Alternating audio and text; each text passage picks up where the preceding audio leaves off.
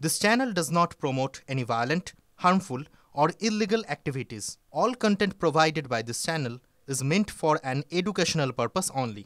কিরণ রিজিজুকে আমরা খুব পরিষ্কারভাবে বলছি, আপনাদের এই যে বিলটি আপনারা এনেছেন, যেটা জীবনে পাস হবে না, আপনারা এজেন্সিকে অপব্যবহার করে বিরোধীদেরকে বিভিন্ন ধারা বাড়িয়ে 30 দিন আটকে রেখে ব্যাকডোর দিয়ে তাদের ক্ষমতাচ্যুত করার খেলা খেলছেন।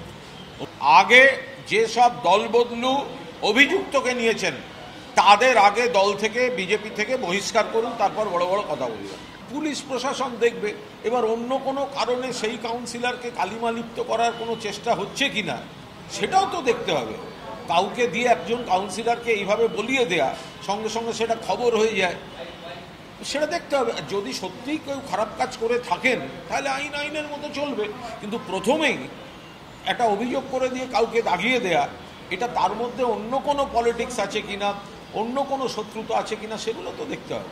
ভাই, যার কাছে অস্ত্র পাওয়া গেছে তাকে গ্রেপ্তার করেছে পুলিশ। তো এখানে এত বড় রাজ্য, এতগুলো জেলা, এত এলাকা, এত বড় শহর, কোন প্রান্তে কার কি এজেন্ডা এবং কে কোন স্বার্থে তার এলাকার কাউন্সিলরকে আক্রমণ করছে বা উল্টো গোষ্ঠীকে আক্রমণ করছে, সেগুলোকে এইভাবে বলা যায় না। কেন্দ্রীয় সরকার বাংলায় যদি 2 জন ঢোকে, ত্রিপুরায় তো 20 জন ঢুকছে, কদিন আগে ধরা পড়েছে। নির্বাচন কমিশন বলেছে ঘুরপথে বিহারে ঢুকেছে, এমনকি নেপাল বর্ডার ইউজ হয়েছে। তো এগুলো যদি ফেল করে হচ্ছে আমার বিএসএফ, তো তার দায়িত্ব কি করে অন্যদের? আর টার্গেট করছে বাংলা ভাষা। এটা বাংলার উপর রাগে, বাংলায় হেরে যায় তার উপর রাগে এই ধরনের কাণ্ড কারখানা করছে। আমাদের বক্তব্য, অবৈধ অনুপ্রবেশ নিশ্চয়ই বন্ধ হবে, আমরাও চাই, কিন্তু বৈধ ভোটারদের হয়রান করা চলবে না। ওদের লোক নেই, জোন নেই, কমিটি নেই, গোষ্ঠীবাজি। প্রধানমন্ত্রীর সভায় দিলীপ ঘোষ নেই, লকেট চ্যাটার্জি নেই, ভারতী ঘোষ নেই।